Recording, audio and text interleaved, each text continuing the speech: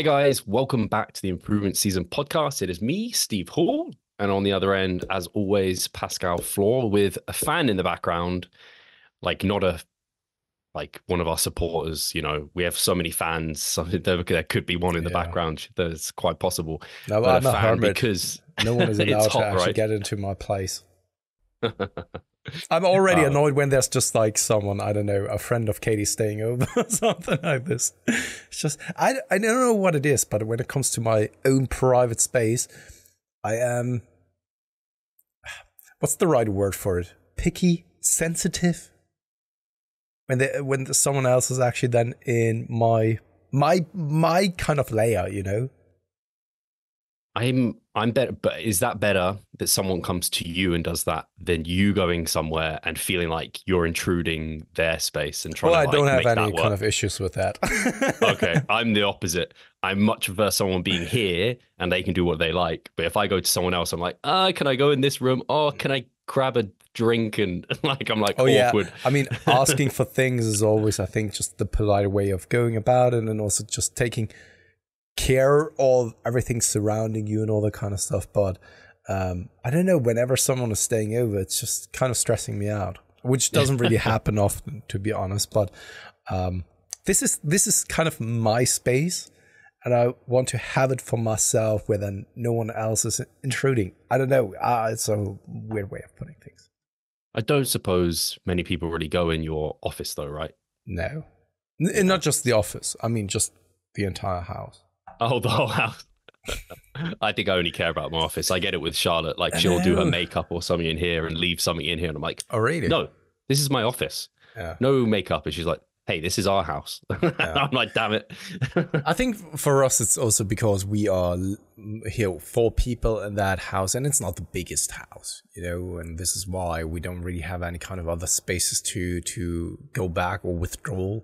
It's just like, okay, this is my office. I don't want to spend any kind of time here outside of my working hours. I'm still doing it. But whenever I want to relax, for example, there aren't really many places where I can do this. And if we then have people coming over and I just want to have, I don't know, time for myself because maybe it's a friend of Katie's or so, I can't really go anywhere else. And this is kind of the thing.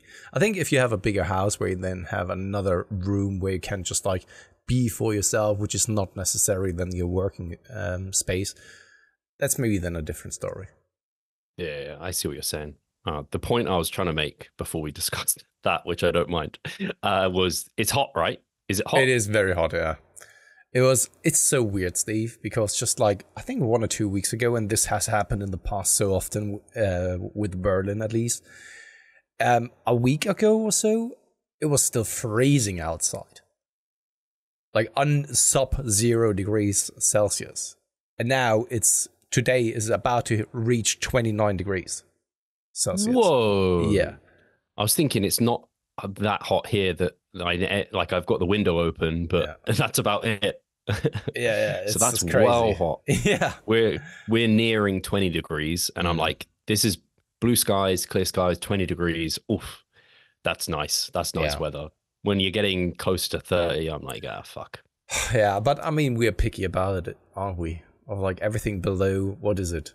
20 degrees, it's already getting too cold. Everything beyond 25 degrees is already too hot.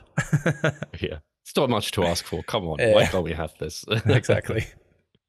But it is hot, and I prefer this type of weather over it being too cold. I mean, I want it cold when it's kind of winter holiday, but everything outside of that isn't for me. I think it might depend what phase I'm in. If I'm massing, cold is so much more preferable because I get so hot. But when dieting, when particularly lean, like the warm weather is brilliant because you're cold anyway. Which will happen to you here over the next couple of months, I would assume. Yeah, unfortunately. Like deeper in the summertime.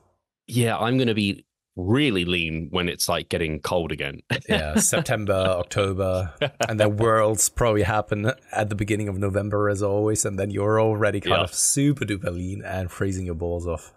Yeah, and Boston or like that. Yeah, like wait, what coast is it? Never eat East Coast. Yeah, there you Yeah. go. You know what I was going through. Never eat shredded wheat or naughty elephant squirt water. Yeah. I still have to do these like mental arithmetic to kind of get them in Yeah. place. But yeah, because I know New York that time of year. I think it's more December, January, February is like brutally cold. So I imagine anyway, it's going to be cold at I that was time. there when a blizzard actually hit New York, and it wasn't, so it was my first time and the last time that I've been to New York. It was in 2014 or 15, either one of those two, in March. And when I was arriving, I had like, so my suitcase that I was arriving with had, of course, those kind of small wheels on it. But I couldn't really drag it through the snow because it was just like too intense. But I couldn't carry it either because it only had this one handle and it was super, super heavy. And it was like very exhausting to actually then get from the airport to then the apartment where I was staying in. And then also walking around New York City. I mean, so now in the moment it was awful, right? Because it was a true blizzard. Whenever you were walking through the streets, the wind was just like, coming from the front, not just from above or from the side. It was just like hitting you from the front with snow directly into your face. And even if you just turned your face down, it was blowing into your face still, right? So you couldn't really walk around, take a look at the skyline and all that kind of stuff. But still, I do remember that I was walking around. There was this one very beautiful day, and I was just like walking through Manhattan, coming from Williamsburg, all the way over the bridge, and just like walking through it with then Bring Me the Horizon on my ears the entire walk. And yeah, it was still a great experience, even though that it was not optimal. But I think that this is probably what also made it kind of special and that you can remember to that extent. It's so strange. If you did go in 2015, we were probably weeks away from being there at the same time. Oh, really? Because we went in 2015 February, and it wasn't a blizzard, but there was snow. Our flight almost got cancelled because of it. Oh, And crazy. so I was also, because I competed in 2014, so I was very close post show and still quite dieted down. So Yeah. we went to Panama, which was hot, and then we went to New York afterwards, and we were not prepared for how cold it was going to be. It was Yeah. brutal. Yeah. We were like going into a coffee shop every like 30 minutes to try and warm up. I can That's what it easily felt like. take a Probably look wasn't. at, for example, here on Facebook, if I'm just hovering over it. It was 2015. 2015, 4th Wow, so of we were really March, close. 2015. I was, I don't know on what kind of building I was, but I was taking a picture then, and it was clear sky on that day of the Manhattan. But yeah, it was just kind of then probably a couple of days, 2 weeks apart. Yeah, that's so weird. But yeah, it's going to be cold, but I'm going to enjoy the warmth whilst I can. And last prep, I don't know if it was the weighted vest probably played a role where it just kept me like just burning more energy, and obviously was insulating itself. But that kept me really, I don't remember being cold last prep at all. But I don't plan to use the weighted vest this prep. I've already passed it past Cliff, and he was like, it's not something he uses. Yeah. So he's not like yes or no at the moment, but he's like, if we can get away with not using it without adding cardio, we'll do that. So yeah, I'm quite I don't mind not using it, because you know what it's like. It's not the most fun thing to have to put on. And for me personally, and this is where I'm transitioned away from it much earlier than you did. I'm still using it when I'm having my first walk of the day, just because I'm on a treadmill and it's lying there right next to the treadmill, and I'm thinking like, why shouldn't I put it on? You know, it's for half an hour of a walk. I'm not walking outside, but for the rest of the day, I'm not having it on. And I do remember that you were kind of wearing it throughout the entire day. And this is something that I didn't really wanted to do very quickly. And for me personally, it was more like an inconvenience overall, rather than maybe the potential benefit of actually using it. Yeah, I'm glad I did it, because I got to have my N=1. Did the gravitostat really apply to me, where it abated hunger and maintained more muscle? And obviously there's more variables, but I'm just not convinced by it. And I did do a really comprehensive job of wearing it, to the point of which I think the pros the cons outweighed the pros in terms of that psychological fatigue, the inconvenience. I remember wearing it. Uh, I took it to my granddad's funeral, and I didn't wear it like under my suit or anything because it just couldn't. But I was holding it in a bag and like trying to hold my bag to like keep it happening. This is how fucked up you get in prep, where your priorities, not that it took away from the experience and it was nothing like strange like that, but yeah, it sounds weird to think that I did that. Yeah. But this is also, once again, going back to kind of the experience that has come into effect now, that everything that you're doing is a little bit more relaxed, a little bit more laid back. You take a more reasonable approach probably with many things, nutritionally speaking, training wise. And also there, something like this where you see, yeah, sure, there may be a benefit, but will it really be as significant that it then kind of counteracts the inconvenience and the, if I put it in other words, the fucked upness of just wearing this when you're then going on holiday or when you're traveling and all that kind of stuff? Because I do know that this has been something that was on your mind also when it comes to kind of being around, wasn't it? Yeah, I don't think me and Charlotte did any holidays or anything. We did house viewings. I remember that. We like also went around London and had days out, and I'd be wearing it, which is just, yeah, it's a bit much. But thankfully I transitioned out of it before going to Vegas, because I was considering like, how am I meant to wear this like through the airport and all of that? That would just be a bit, I mean, it would look a bit odd and yeah, just not the most fun. But yeah, it's funny how that became like, it became like a, I don't know, it was in vogue for a time. Like you saw so many people using weighted vests, and now I don't really see anyone using it or talking about it so much. But don't you think that it is the same principle as with other gadgets and other, for example, supplements make those bold claims of like, okay, this is probably what's going to happen. And then we are at the early stages of a new supplement. It's not very well documented in research. There's not a lot of anecdotal evidence. And there's a lot of promises surrounding that. And then more people are actually starting to maybe give it a try and come to the realization that 99% of the time, it's not even worth bothering with or spending the time. And it's kind of the same here. And same with so many other fats that have been out throughout the years.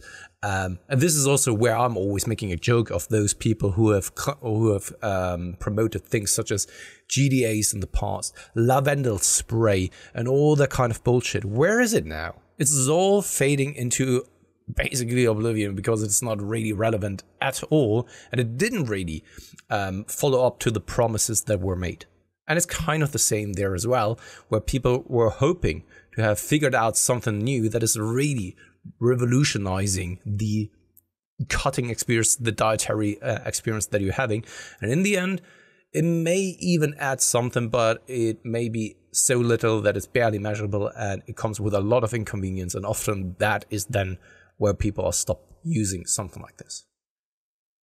Yeah, it is really interesting to see things come and go. And it comes to that kind of question of, are those 1%ers that theoretically add up over time to provide a significant benefit in the long run worth it? Or is it just like, once you get the basics done and you consist with those over years, everything, all the small minor details kind of come out as a wash? And I can see arguments on both sides, but I think the key thing you pointed out there is like, a lot of these things are so immeasurable that if you don't have good data to back it up, like it just, how can you argue it to a large extent, especially if there's cons involved? And as we say, like for every gimme, there's always a gotcha. Definitely applied to the weighted vest. But even things like lavender oil and stuff like this, like you can almost say there's no cons to that. It's like, I mean, there's the cost of it. There's the having to think about doing it. There's having it on hand all the time. What if you run out and then you're like, oh no, my sleep's going to be worse? I'm just like, and do you really see the big benefit to your sleep? Or could you just, don't know, go to bed half an hour earlier, read for half an hour versus watching some exciting TV? I don't know, like there's bigger rocks that you could probably, or bigger levers you could pull upon that would provide larger benefit, more clear benefit, but you're focusing on these small things which seemingly are cool and exciting and new and novel. I think Maybe this is just like normal human psychology and behavior when it comes to these kind of approaches. But maybe it is has also to do with trying to reach more impressive results, more in comparison to steroid users, but with natural in a natural kind of sense. I have an example. Yeah, I'd love to hear your thoughts on this. So someone asked me about Yohimbine and if I'd used it before. Now, I don't know if, have you ever used Yohimbine? No, with any clients? No. So yeah, I mean, I think we're on the same page with it, where if you have a good enough timeline and everything, it's nothing, it's not magic. It's not going to burn off fat that you couldn't if you had a bit more time and you continued to diet. I've had clients use it not on my prescription, but they wanted to use it. And then so we had it incorporated. There's certainly not a secret ticket. And like I said before, for every gimme, there's a gotcha. The anxiety and that sort of stuff that it introduces into and some stress that it introduces into the system has to be taken into consideration. But anyway, on the back of me going, no, I haven't used it, it's never been necessary, someone messaged me and like, no hate against this person, but he was like, I'm surprised more naturals aren't taking injectable L-carnitine. And I've known of L-carnitine and the proposed benefits, but typically it's taken orally and it doesn't really transpire to have any kind of real benefit there. I am not aware of research or anything looking into injectable L-carnitine. But as soon as a natural is starting to inject things into their system, I raise eyebrows of like, this just feels, it's like you said there, like, so you're a natty, but you're trying to take everything that possibly isn't on the banned substance list. And it's like, like it feels a bit contrary to the whole goal of being natural. That's the thing, right? And also we can bring up other examples such as pro-hormones in the past or peptides, where and SARMs now, all that kind of stuff, right? With different kind of names and different kind of forms that is maybe even coming to the forefront. And because of this, because it's new, it hasn't been banned because the regulatory kind of framework of an organization hasn't been updated immediately when something comes out newly, right? And then trying to warp your mind and convince yourself that you're still natural because it is not a banned substance list is to me a little bit also surprising and mind-blowing, to be honest. Of just like holding on so desperately to the status of a natural athlete because it gives you something in return. I don't know what it does, right? But maybe you feel superior because some people definitely do act that way, that they see themselves as a superior athlete because they are staying natural, which is, of course, I've stated it in the past, to me, absolutely bollocks, to be honest. There is no superiority in that. When someone is making that decision, when someone has the gifts of really becoming a great bodybuilder, why shouldn't he go down that route, right? When you have the potential of really making money and earning your status with it. Just yesterday, I saw a video where Jay Cutler was actually then talking on stage and applauding Ronnie Coleman for the person he was and what he actually did for Jay Cutler. He said, without you, Ronnie, I wouldn't have been the bodybuilder and the person that I am nowadays. So thank you very much. And if you have the opportunity to become one of the greatest, of course you're taking anabolic steroids, right? So there's no superiority in that. And then trying to still achieve the same results as a steroid user with compounds that aren't yet banned, only to still claim the natural status, is to me just like a little bit of a joke. And I think this is also where then that comes a little bit from, and also then trying to seek out new kind of substances, new supplements, in the hopes that it gives you the results as steroid users, but still claiming natural.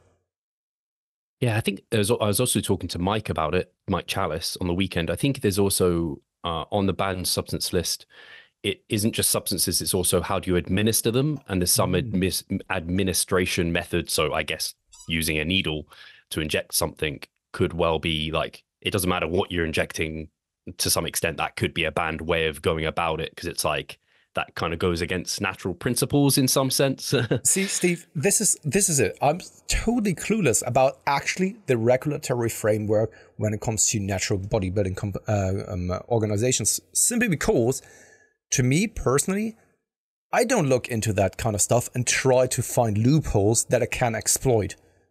If you do this, then something is wrong. You are trying to cheat the system, in my opinion. Yeah, so it doesn't come across well to me. Like that sense. And it's like you said, and I said this to the guy, and again, nothing against him, it's just my opinion on this matter. I was like, if it's gonna have really potent effects, it's gonna be banned eventually. So I prefer not to worry about it.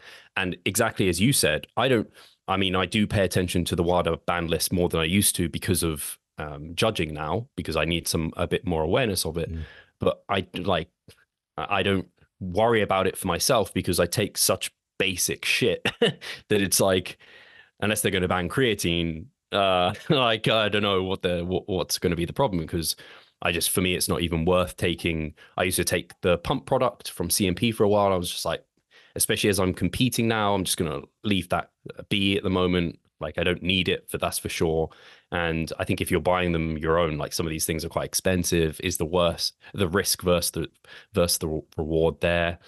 I'm just not sure it is. No, absolutely. I can see that it's also coming from a perspective that you need to be aware of those kind of factors for, of course, judging reasons. The way that I always look at things is supplements, and this is something that also we've discussed in the past several times. Supplements you don't really feel.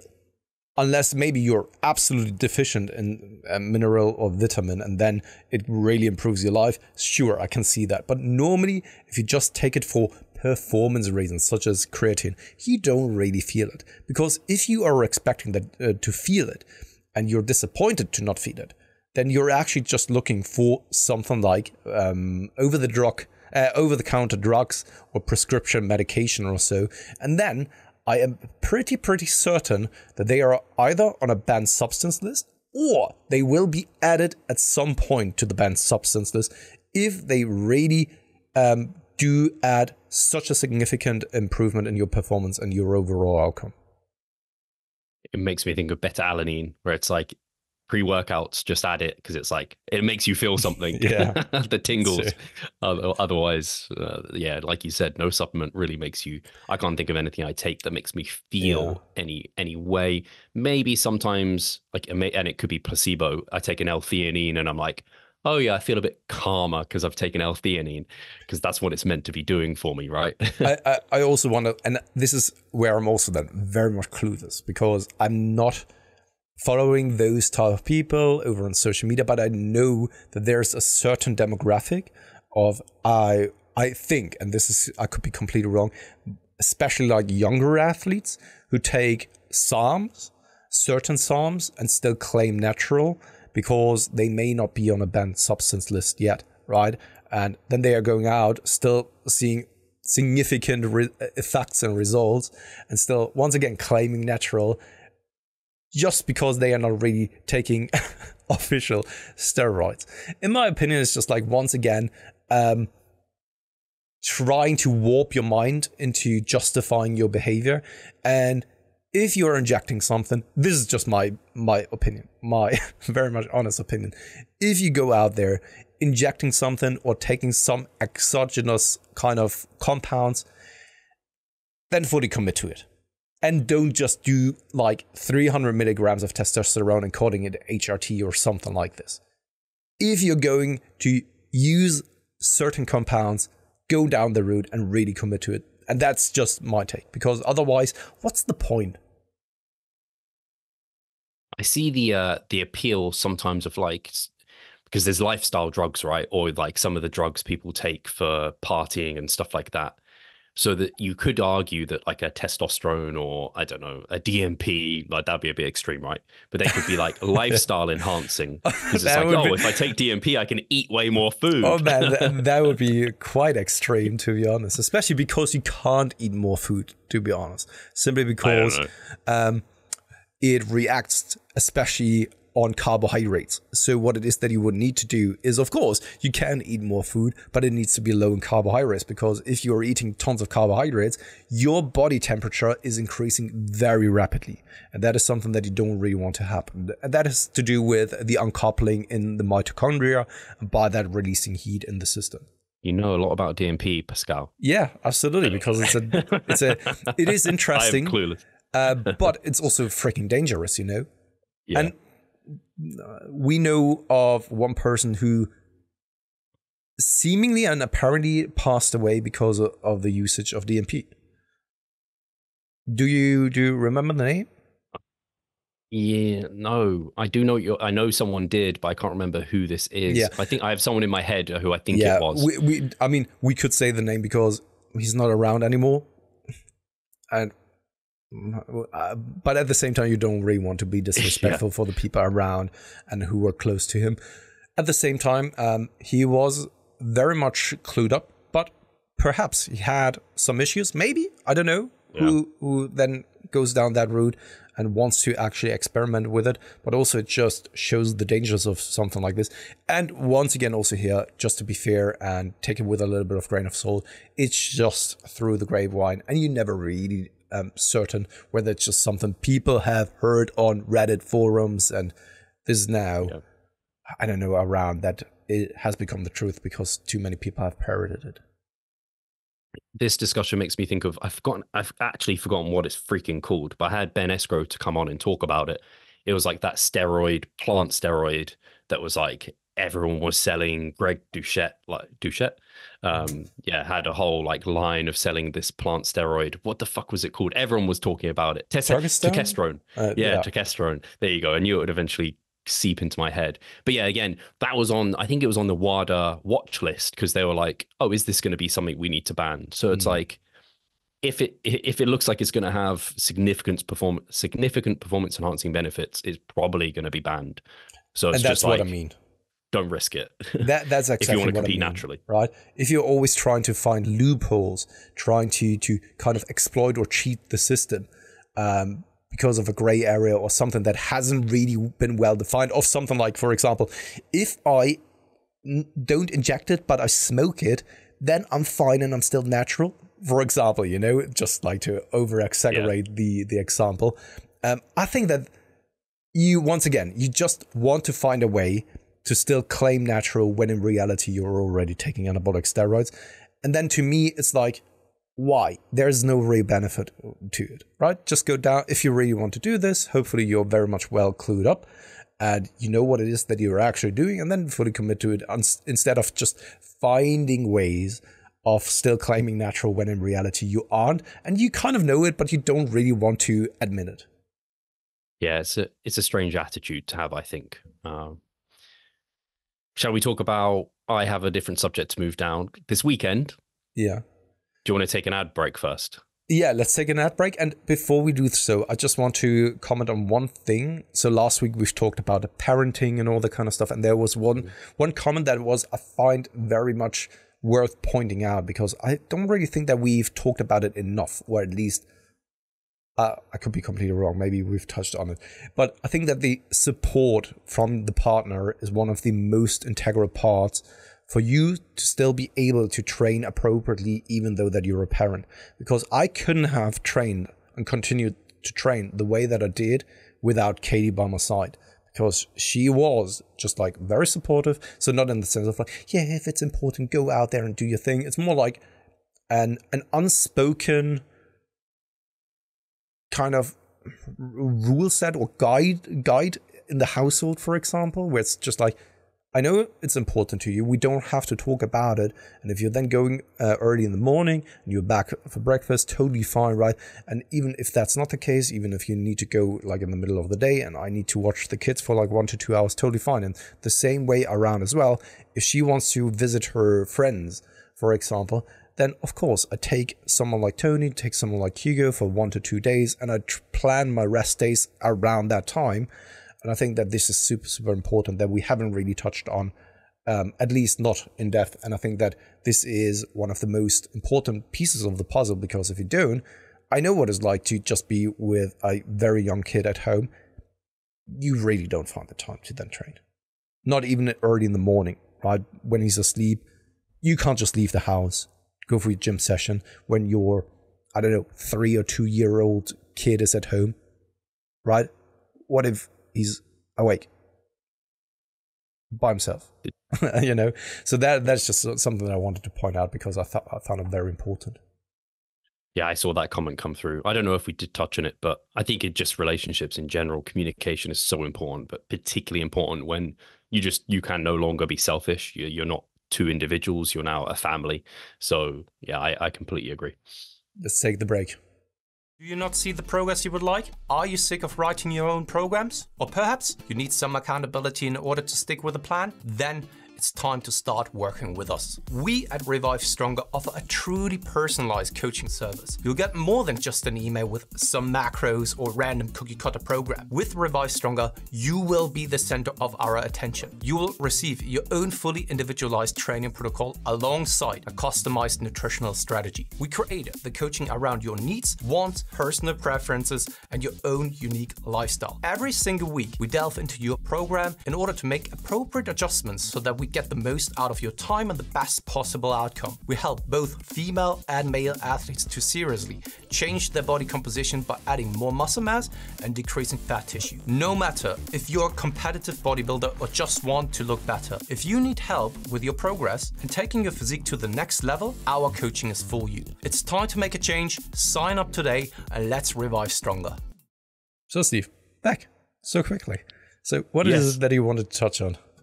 So yeah, I think I stupidly, because we record this on a Tuesday and it doesn't come out basically until a week after, I was saying how people could join us at Muscle Works because we're going there as a team and training. So obviously everyone heard that. That's not this week. Wait, that's not the weekend just gone. So if you did turn up and expected to see our faces, we weren't there. It was the weekend before that. Shit, that's true. And everyone was just like there hoping to then train with you guys. Get my signature. You know, our fans, we talked about that at the start. They're always hassling us. So yeah, it was great. Actually, we had a group of almost 10 of us. Muscle Works, Pascal, we need to get you there and do a session like that again because they've expanded the gym. Oh, really? Yeah, the top floor, they've expanded to probably an additional half there as well. More kit. They got a bunch of new machines, really nice belt squat I trained in. Very cool. And then, yeah, the bottom is also expanded as well. So it's like the whole place is probably an additional 25 to like 50%. So it's much bigger. Yeah. But it was packed. There was a lot of people. But the thing is, when it's that size, it doesn't matter that it's busy because there's so much availability. So yeah, it was cool to be able to train there. But yeah, it's always great doing these meetups because it just reminds you of how lucky we are to train with such amazing people. And I have to say a special shout out to Michael because he came all the way. He flew from Ireland literally just for this like informal meetup. We're just going to go train, go get some food. And he wanted to be there for that. And he's, by the time this comes out, like 3 weeks, I think, in and around that from a photo shoot. So yeah, he was already quite lean and dieted down. So it's quite a bit of a stress for him. And obviously other people, like everyone who came, I'm super grateful for. But yeah, I'm sure you're the same, Pascal. When we do these kind of get-togethers, you're just reminded of like how cool it is that the people that we work with are such like bright, but really like fun, kind, interesting individuals. And yes, it was just, I felt very blessed in that moment. I can see that. And you're absolutely right. The thing is that most of the listeners probably, they don't have a training partner. They don't really have a huge environment of like-minded individuals when it comes to the interests surrounding physique optimization. And most people do it for themselves and they don't really have a lot of people who share the same passion for it. And then getting together with a lot of people who see it the same way is something unique and special most of the time, especially when it comes to maybe even following the same individuals, having the same knowledge, having the same methodologies. I think that there's just something, I don't really think that I've ever come across someone at my gym or at the gyms that I've trained at who really were into kind of evidence-based lifting. Yeah, never. It's quite rare.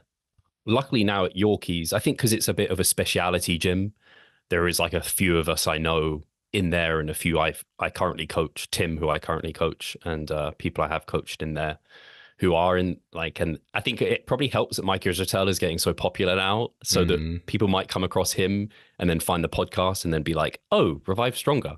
Let's delve into their content a bit, which is really cool actually. So that's cool. But yeah, I just wanted to basically give everyone a shout out and say what a cool experience it was. And yeah, just I want to do those more often because I do love that community aspect for the exact reason you mentioned, where I don't have a gym partner and I don't get to talk extensively with people about this stuff apart from during our check-ins and things. But for it to be a bit more social and relaxed, and you don't really get that same experience through check-ins. Like when you have a true one-on-one time, you really get to know those people. Yeah, I just appreciate being able to do that. So I think you mentioned that you're interested in doing one in September, right? So maybe we can, when I'm super lean, do one during September sometime.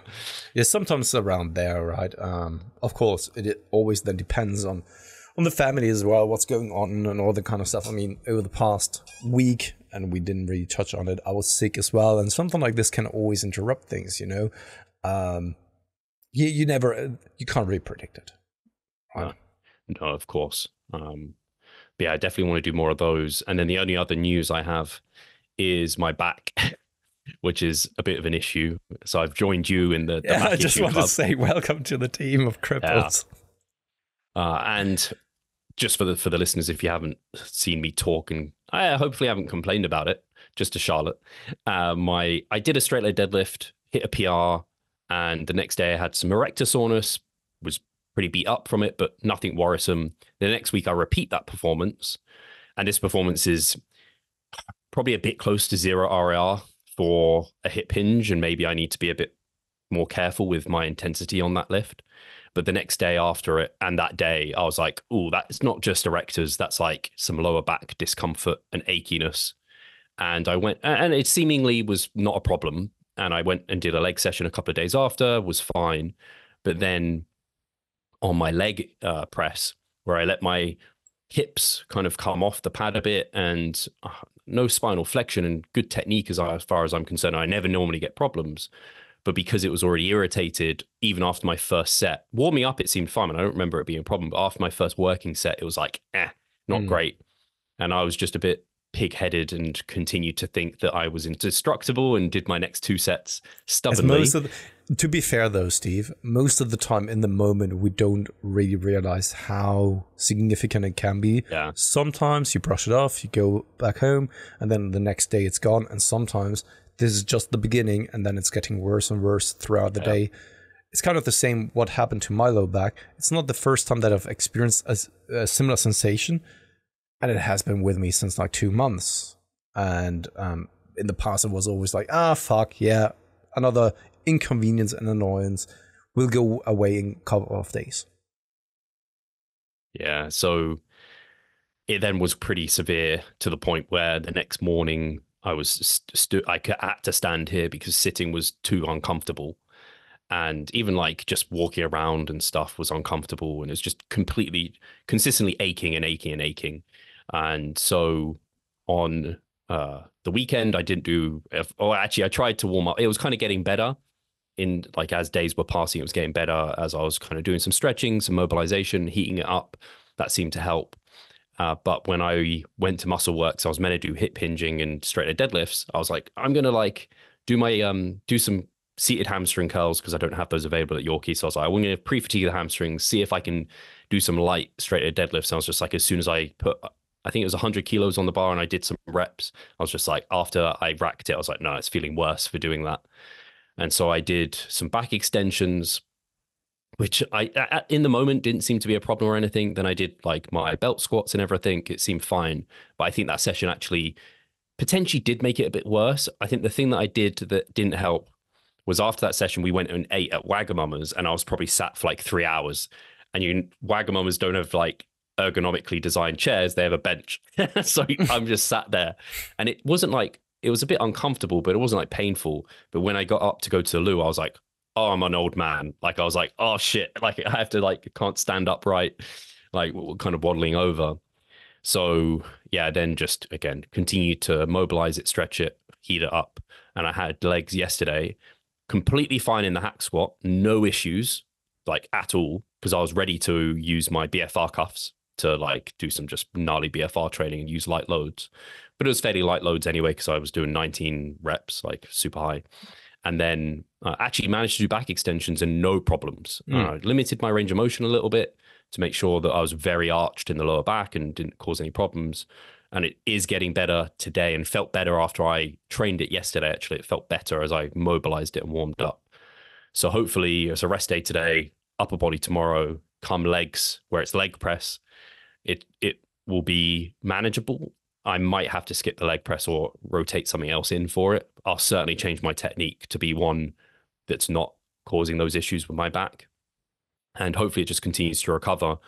And I think going forward, I might have to be a little bit more careful with like warming up and mobilization for my lower back, and generally throughout prep now, where injuries are just something I cannot afford. And I can't say I'm in prep yet really, but during this diet phase where injuries aren't what I can afford, I'll be more protective over not allowing the lower back to flex at all under load. And I think it was caused by hitting a PR at a lower body weight with less kind of core stability potentially. And it just then was pissed off and the leg press set it off. So I say injuries are a bit like colds. They come, and you can do the best hygiene and, I don't know, micronutrient dense diet, but you're going to get sick at some point. Yeah. Same with training. If you're training hard, you're going to get an injury at some point. I'm hoping it's nothing too bad, but it's getting better. It's just hopefully will continue to get better, to be a lot distant memory. We'll just have to see. Yeah. You've been spared from like major injuries over the past couple of years, which is good, right? This allowed you to also then constantly push yourself pretty hard and to the limit. And sometimes it has to happen. I would be so surprised if you never really experience any kind of injuries. And luckily for you, and this is, I think there's a silver lining in that, it doesn't really happen often. Yeah. You can take a look at it from this perspective, where it's like, you have me by your side. You can always take a look at me and be like, oh man, my lower back sucks right now, but take a look at Pascal. Luckily, I'm not like him, you know? And I've been thinking about this a lot lately, and especially because aging really kicks in, and we've talked about it a couple of times in the past when it comes to their hair thinning out, also then kind of injuries. You're not capable of recovering the same as you did in the past. And for a long time, you heard other older than you people talk about it, and it was so foreign to you because yeah, you can listen to them, but you don't know what it's like. You've never experienced that before. And now I'm slowly getting to the point where I can really feel things, you know? And it is when you're being confronted for the first time with like proper aging, it can be quite scary. At least that's for me the case. Because from a mental perspective, you're not really getting that much older. You're getting more experienced, of course, more knowledgeable. But at some point, it's more like stagnating from the development. You feel like you are in your 30s, and that's basically probably it. And it will probably stay like this for the rest of your life. But then the outer shell is changing dramatically. It's kind of the only thing that I can compare it with is something like maybe a car. When you buy it, new, it works fantastically well for a long time. And then a couple of things break down here and there, right? But not really major things because it's still a fairly new car. But then time really eats into the car itself, into the technology. And after like 20, 30, 40 years, it has just accumulated so many things that are very, very hard to fix. And you either have to bite the bullet of just getting rid completely of the car, or you find a specialist who really can fix it to the best of their abilities, but it's never going to be the brand new car that it once was, right? You can fix things, but only to a certain limited extent.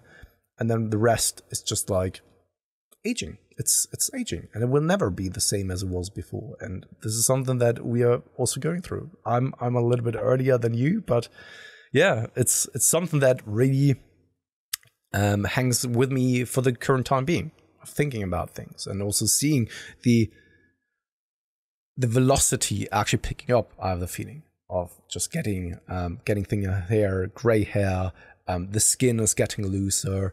I'm not being able to recover as quickly and all that kind of stuff. It's the first time, kind of. Yeah, I have been confronted with aging in my life in general, because when you get to this age too, like grandparents start perishing and passing away, and you see your parents get older, and I don't know, my sisters have children, and their children are at like primary school now, and so you see it and you're like, wow, they're fully grown people now. It's kind of scary to see all of that. Physically, as you mentioned, I've only really noticed it with, particularly my hair has been the really obvious one where I've noticed it. Recession, thinning, gray hairs, I got the works there. Physically, otherwise, I don't know how long I'm going to be able to hold on to this, but I'm still trying to be not admit or let it like be something. Obviously, I'm injured now, but I'm still trying to fight that, and this ignorance maybe won't be there much longer. But yeah, I'm trying to fight it, that it's not age related, it's just something else. Steve, because I feel hate you. I hate to think that it's age, because that's nothing I can do about. I feel you on this one, and I'm trying my very best to not let it happen as well. Of being active, right? Going out on walks, still training regularly, and all that kind of, and eating healthy.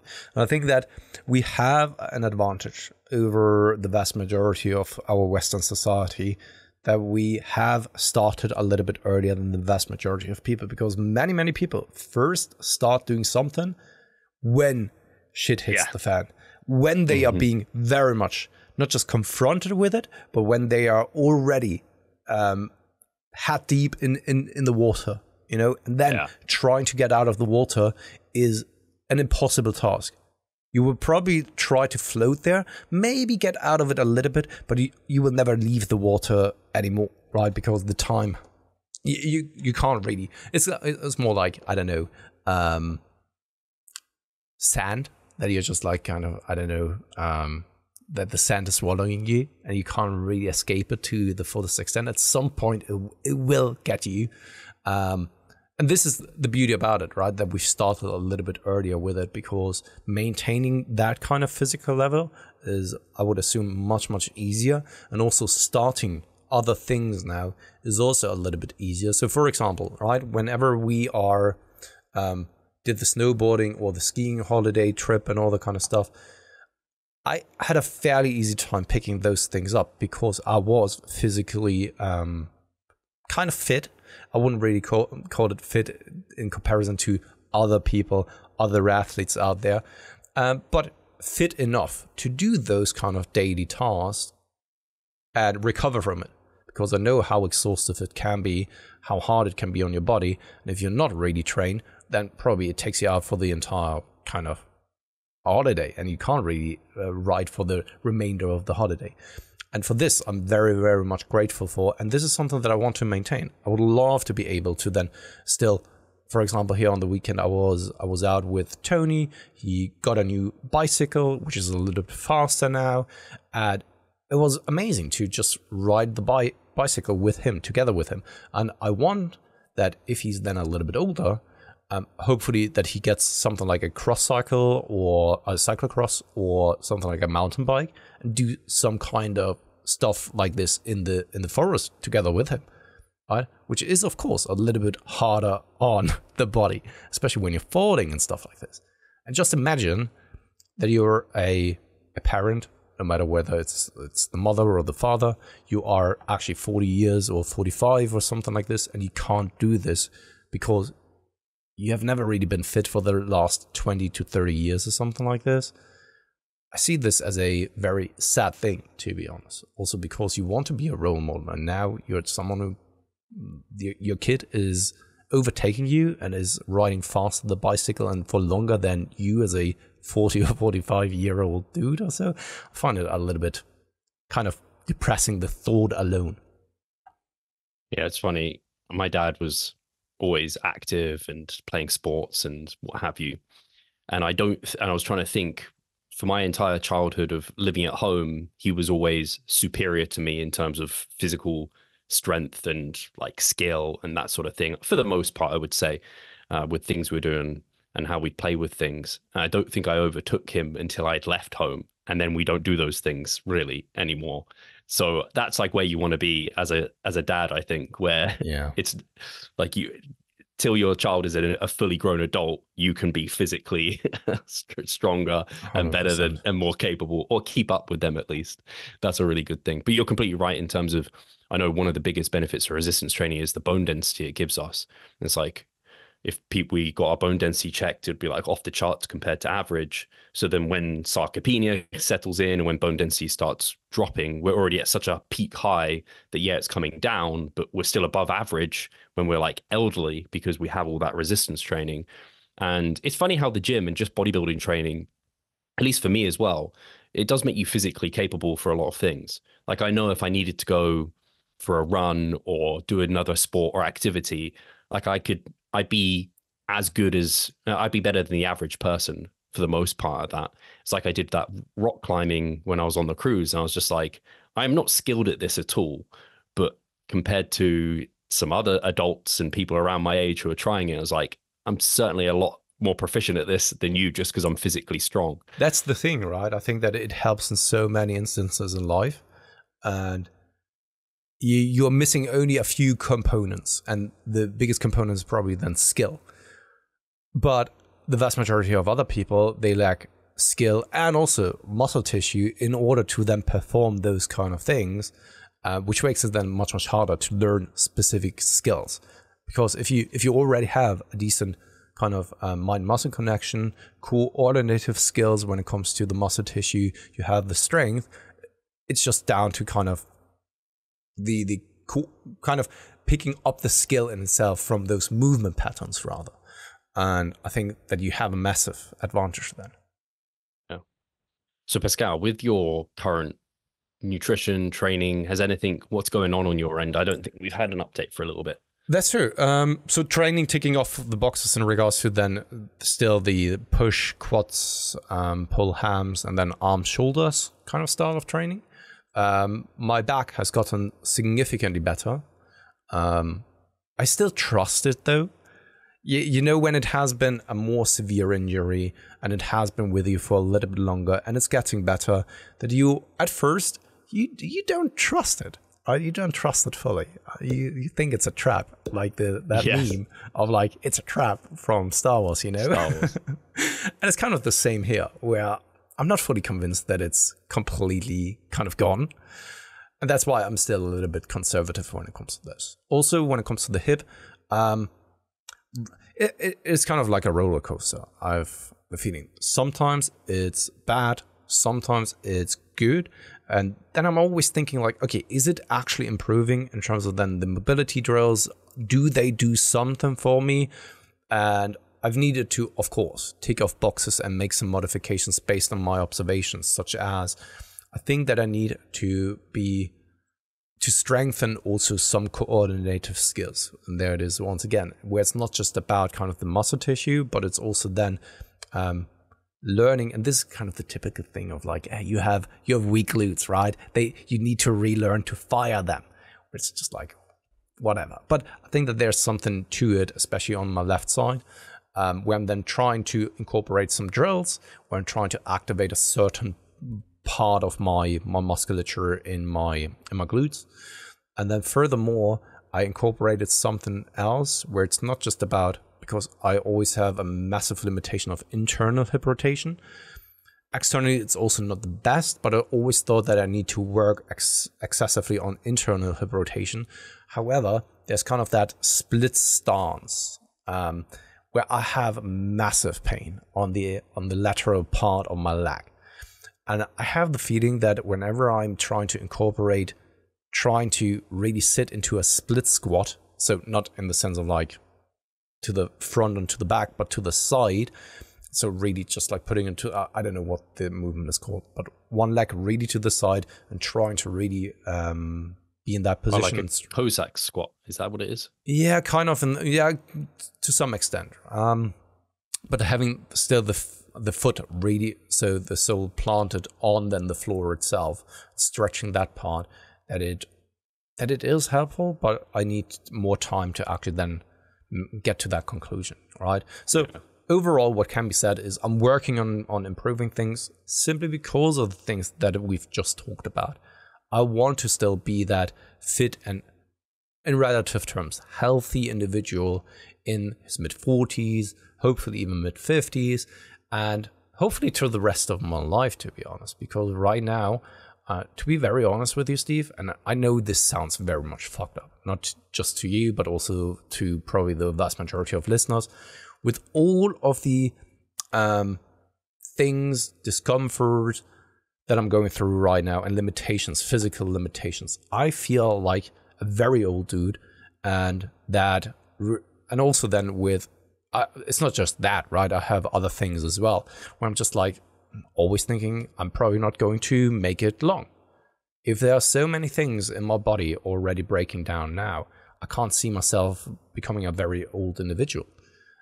And this may sound fucked up because I can't really impact that, and I have no way of predicting what will happen in the future, and only because there are maybe some physical limitations, it is foolish to then make that conclusion, right? But in the past, I had like some kind of was the arrhythmia? Yeah, with the treatments of my heart, for example, you know, and there are just so many things in my body where I'm just like thinking, if it's already breaking down now, how should I be capable of making it to the age of 80?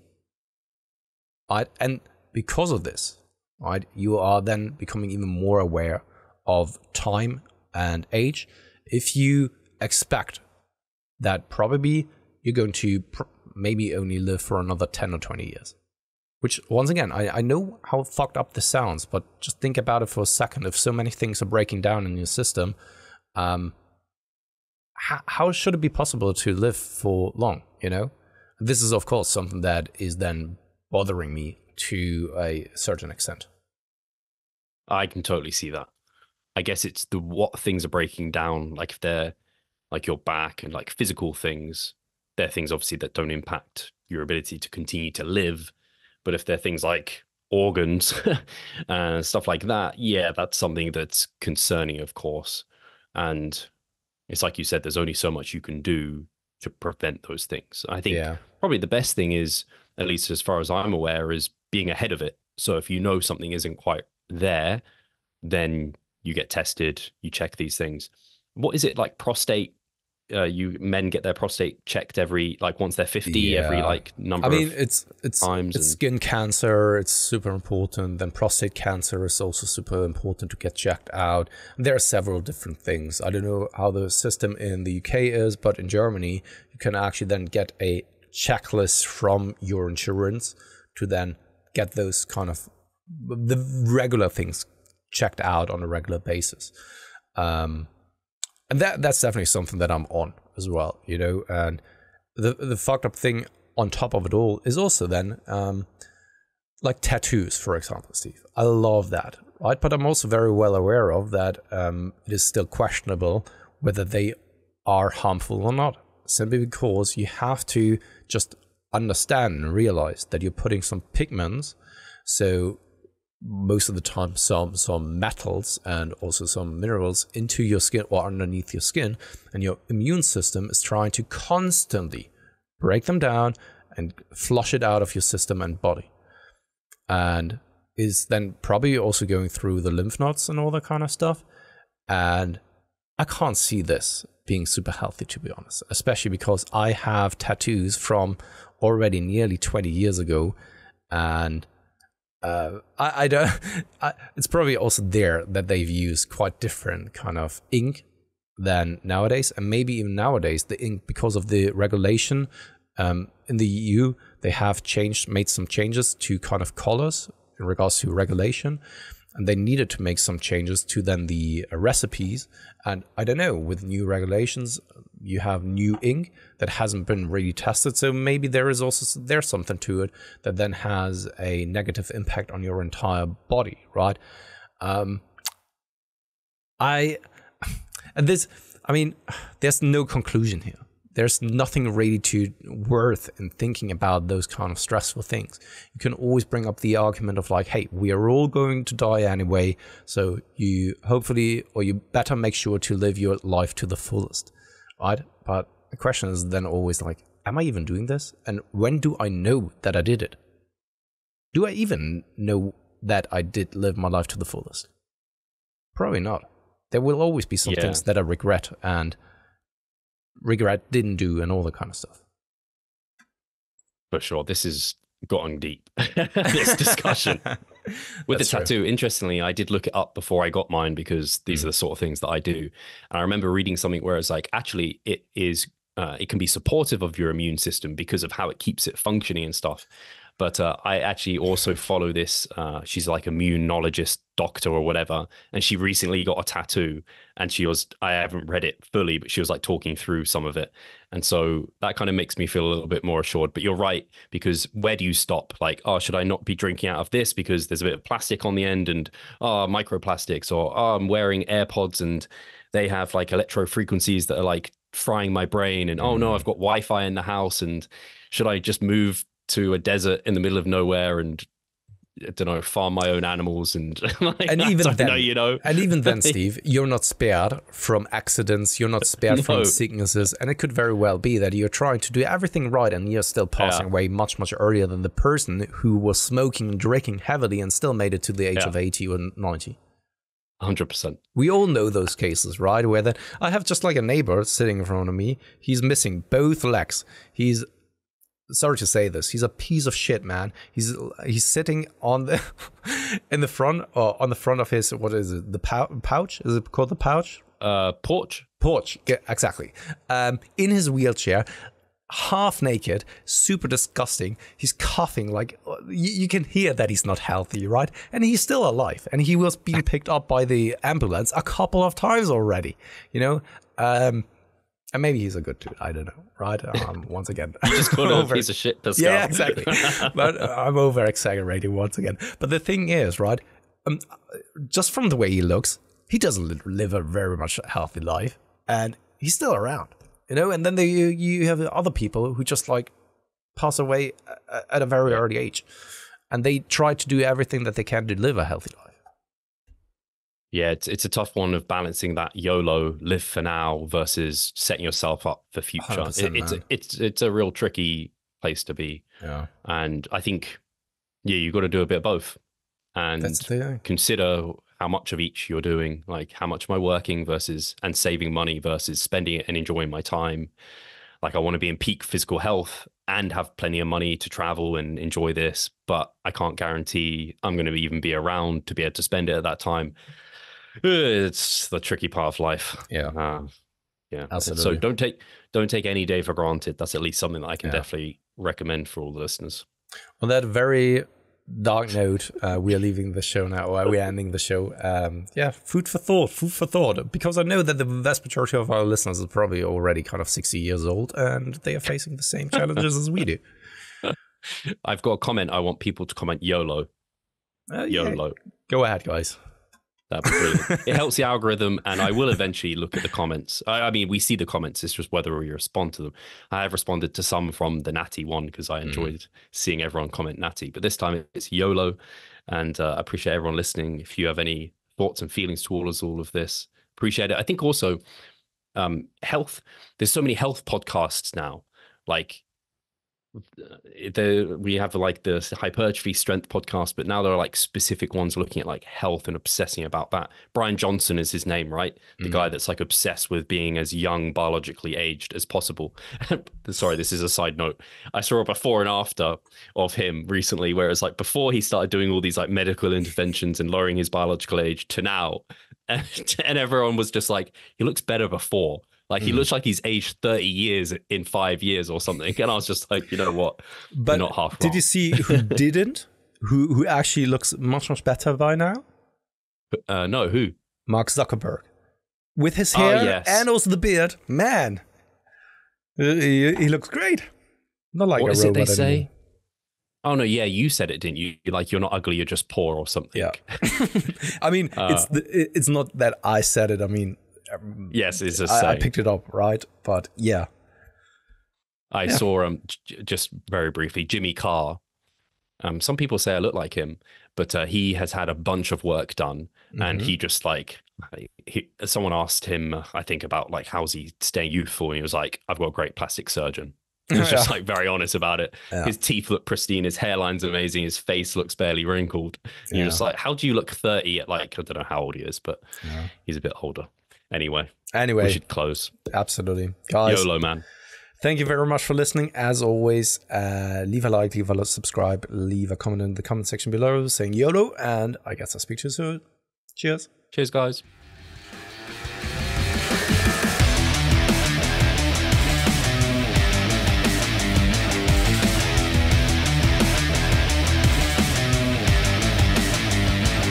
Losing weight fast while maintaining muscle mass.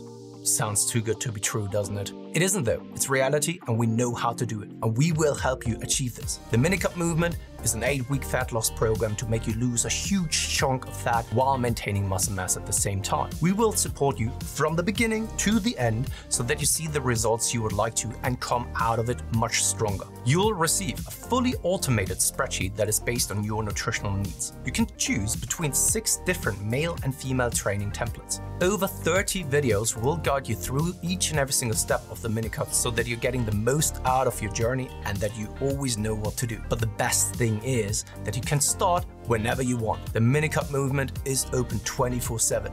So if you want to learn more or you're ready to sign up, hit the link in the description below. So let's revive stronger together.